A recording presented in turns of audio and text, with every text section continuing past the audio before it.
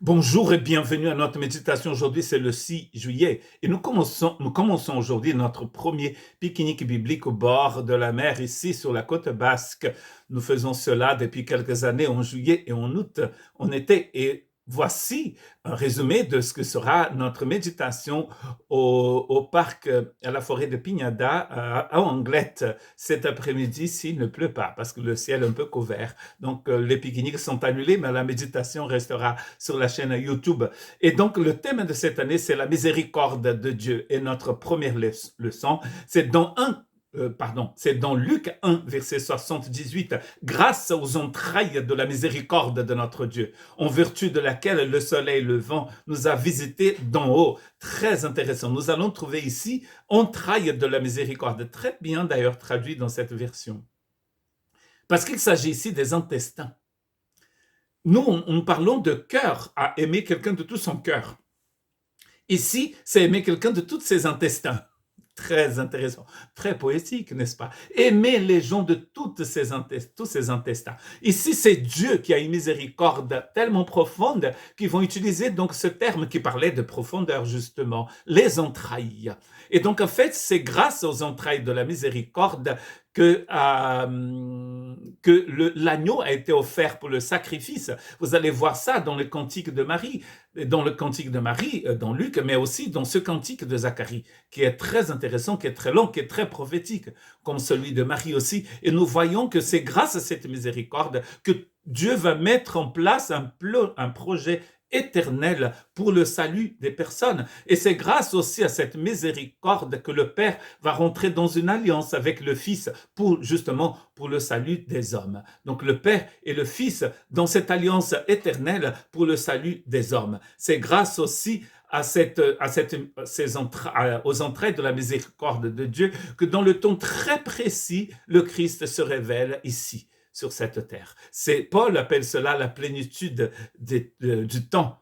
Et donc, il va venir pour sauver les hommes, et c'est au bon moment. Il n'y a pas de retard dans le projet de Dieu. C'est grâce aussi aux entrailles de la miséricorde de Dieu que l'agneau sera prêt pour le sacrifice. Et Dieu va offrir son Fils pour le salut du monde. Et Dieu va donc accepter cette offrande de son Fils. Et c'est grâce aussi aux entrailles de la miséricorde que cela ne nous coûte rien. C'est par grâce, nous dit Paul dans Éphésiens, que vous êtes sauvés. Et cela ne vient pas de vous, c'est un cadeau de Dieu. Qu'est-ce qui ne vient pas de vous? La foi. Ni la grâce, ni la foi. C'est par la grâce que vous êtes sauvés, et cela, c'est par la foi. Et ça ne vient pas de vous, cette foi. C'est un cadeau de Dieu. Et vous allez voir donc depuis Genèse 3.15, et même avant Genèse 3.15, depuis l'éternité, mais ce qui est dans l'éternité n'avait pas encore été écrit, parce que c'était dans l'éternité. Paul va nous révéler, nous montrer après dans Éphésiens chapitre 1 que nous avons été choisis avant la fondation du monde. Et Pierre nous dit que l'agneau qui nous sauve a été immolé avant la fondation du monde. Dans Genèse 3.15, c'est bien écrit que le Messie va venir pour écraser la tête du serpent. Et vous allez voir pendant toute l'histoire de l'Ancien Testament la préparation d'une nation, d'un clan, d'une tribu, d'une famille pour l'arrivée du Messie. Ésaïe va dire, par exemple, que la Vierge deviendra enceinte et mettra au monde un fils. C'était d'ailleurs dans le livre de Matthieu. Quand le Nouveau Testament commence, nous voyons donc la généalogie de Jésus. Avez-vous déjà lu la généalogie de Jésus? Et vous allez y trouver des personnes exactement comme vous et comme votre famille et comme vos ancêtres. Il n'était pas normal, la coutume c'était pas de mettre des femmes dans une généalogie hébraïque, mais nous allons trouver 4 femmes dans la généalogie de Jésus. Enfin, il en avait énormément, beaucoup plus. Il faut des femmes pour qu'il ait des enfants. Mais elles ne sont pas citées dans les généalogies, tandis que Matthieu les a citées. Et peut-être toutes ces femmes étaient étrangères. En tout cas, nous savons que Ruth était moabite. Rahab était du peuple de Canaan. Elle était habitante de Jéricho. Donc, elle ne venait pas de la descendance d'Abraham. Après, nous allons trouver Tamar, qui a eu un enfant avec son beau-père. Donc ça, c'est un inceste. Et certains pensent que Tamar était de Canaan. C'était la femme des enfants de Juda. Elle se déguise en prostituée. Nous allons trouver Rahab, qui était d'ailleurs une femme prostituée. Et bien sûr, Bathsheba, qui était la femme d'Uri, que lui-même n'était pas juif, il était donc hittite. Donc certains pensent qu'elle aussi, elle était hittite. Mais même si elle n'est pas hittite, elle est allée, le roi l'a invitée chez elle, l'a amenée chez elle, chez lui, et elle a eu donc un enfant avec cet homme, avec ce roi, qui était le roi David. Donc vous voyez, ces femmes se trouvent sur la généalogie de Jésus. Quand vous prenez par exemple Rahab, qui appartenait à un peuple qui était voué à disparaître. Elle a survécu et cette femme tenait des prostituées dans sa maison. Et Jacques Jacques a dit qu'elle-même, elle était prostituée. Nous allons trouver cette femme dans la généalogie de Jésus. Alors, si ça, c'est pas la grâce, si ça, c'est pas la manifestation des entrailles de la miséricorde de Dieu, alors je ne sais pas ce que c'est que les entrailles de la miséricorde de Dieu. Paul va aussi utiliser cette idée d'entrailles dans 2 Corinthiens 7, 15, quand il dit « Il éprouve pour vous un redoublement d'affection ». Donc, redoublement d'affection, c'est une affection avec les entrailles, au souvenir de votre obéissance à tous et de l'accueil que vous lui réservez avec crainte et tremblement.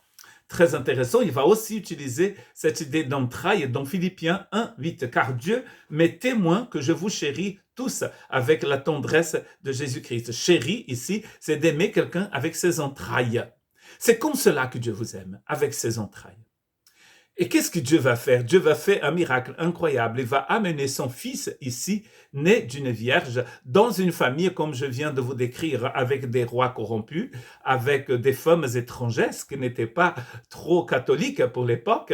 Et donc, vous voyez, c'est grâce aux entrailles de la miséricorde de Dieu, tout simplement. La manifestation du Fils de Dieu sur terre, c'est grâce aux entrailles de la miséricorde de Dieu. C'est ce que le texte nous dit. D'ailleurs, Jésus, dans le livre de Jean, dans Jean chapitre 3, verset 16, dit « Car Dieu a tant aimé le monde qu'il a donné son Fils unique afin que quiconque croit en lui ne périsse pas, mais qu'il ait la vie éternelle. » Donc vous voyez, Dieu a tant aimé. Dieu nous a aimés avec ses entrailles. C'est les entrailles du cœur de Dieu, de la miséricorde de Dieu qui se manifeste. Et si vous êtes là, en fait, c'est parce que Dieu est un Dieu de miséricorde et de grâce. Nous ne sommes pas comme ça. Mais nous allons être exhortés par la parole de Dieu à être comme ça. Et nous voyons bien que Luc chapitre 1, 78 nous a été déjà donné d'une autre forme par Malachie et par Ésaïe. Dans Ésaïe 42, 16, c'est écrit « Je ferai marcher les aveugles sur un chemin qu'ils ne connaissent pas. Je les conduirai par des sentiers qu'ils ignorent. Je changerai devant eux les ténèbres en lumière et les endroits tortueux en plaine. Voilà ce que je ferai et je ne les abandonnerai pas. » Et Malachie 4, 2, « Mais pour vous qui craignez mon nom, se lèvera le soleil de la justice, et la guérison sera sur ses ailes. Vous sortirez et vous sauterez comme les veaux d'une étable. » Parce que écoutez bien ce qu'il nous dit vraiment, Luc 1, 78, parce que nous avons médité juste sur la première partie, les entrailles de la miséricorde, et il dit, mais c'est en vertu de ces entrailles, c'est en vertu des entrailles de la miséricorde de Dieu que le soleil levant nous a visités d'en haut. Magnifique. Parce que le soleil levant ici, c'est les premiers jours du printemps. C'est la première lumière. Après l'hiver terrible que nous connaissons dans beaucoup de pays dans l'hémisphère nord, le printemps arrive. Bon, moi, je suis né au Brésil, et là, nous sommes en hiver, l'hiver austral, et ensuite, le 21-22 septembre, c'est le début du printemps. Mais il fait aussi chaud qu'en été. Et je me souviens d'une fois d'être allé à Rio en hiver, et il faisait 29 degrés. Donc, vous voyez que le soleil du printemps ne fait pas beaucoup de différence quand on a 29 degrés en hiver. C'est un pays tropical. Enfin, en tout cas, cette région du Brésil où je suis né, elle est tropicale.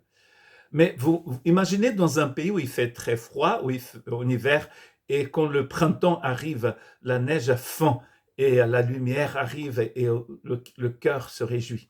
C'est de cela dont il est question ici. C'est grâce aux entrailles de la miséricorde de Dieu que le soleil du printemps est arrivé sur nous. Et maintenant, nous avons chaud. C'est super. Nous sommes contents, les fleurs apparaissent dans les champs comme nous disent Cantiques des Cantiques. Vous voyez la différence, la transformation, la vie qui revient grâce aux entrailles de la miséricorde de Dieu. Cela est très important, très très important. Et voilà que nous arrivons à un moment où maintenant nous allons devoir prendre une décision. Je recommence. Où nous allons faire des choix. Comme nous avons vu pour l'histoire des deux arbres, l'arbre de la connaissance du bien et du mal et l'arbre de vie. Nous devons aller soit vers un arbre, soit vers l'autre. Éphésiens chapitre 5 et 14 nous exhorte donc à aller vers la lumière. C'est pour cela qu'il dit « Réveille-toi, toi qui dors. Réveille-toi d'entre les morts et Christ t'éclairera. » Et donc la lumière a déjà brillé, et cela c'est grâce aux entrailles de la miséricorde de Dieu. Maintenant, qu'allons-nous faire? Parfois, nous avons envie de retourner en arrière, de regarder vers les ténèbres, mais il n'y a pas de vie dans les ténèbres. Vous êtes déjà au courant. Vous savez très bien qu'il n'y a pas de vie dans les ténèbres. Il n'est pas possible. Dans les ténèbres, la vie ne pousse pas, ne se développe pas. Pourquoi avons-nous envie encore de vivre dans les ténèbres? C'est vrai que nous sommes têtus, mais cette façon de faire et de vivre va nous conduire en enfer. Colossiens chapitre 3, 12, ainsi donc, comme des élus de Dieu saints et bien-aimés, revêtez-vous des sentiments de compassion, de bonté, d'humilité, de douceur et de patience. Nous avons les deux sujets ici. Je pense que vous avez remarqué que dans Éphésiens, nous parlons de la lumière, dont nous parle aussi Luc 1, 78. Et dans Colossiens 3, 12, nous allons trouver ici, dans le grec, la même idée de entrailles. Donc, il faut aimer les gens, il faut se revêtir des entrailles de miséricorde aussi. Cette miséricorde qui se trouvait en Dieu, maintenant, elle est en nous si nous sommes en Christ. D'ailleurs, c'est écrit comme des élus de Dieu saints et bien-aimés. Si vous êtes saints, c'est-à-dire si vous appartenez au Christ, si vous avez été mis à part pour le Christ, vous devez vous revêtir avec l'aide du Saint-Esprit de ce même entraille de miséricorde pour que vous puissiez vivre ici sur cette planète comme Jésus. Et normalement, ça ne devait pas être la fin, mais c'est la fin. Tout a une fin, n'est-ce pas? Et donc, je vous encourage vraiment à méditer sur l'importance des entrailles de la miséricorde de Dieu. Parce que c'est grâce à ces entrailles que vous êtes revêtus du Christ, que vous êtes remplis de vie éternelle, que vous êtes dans la lumière et que Dieu vous bénisse.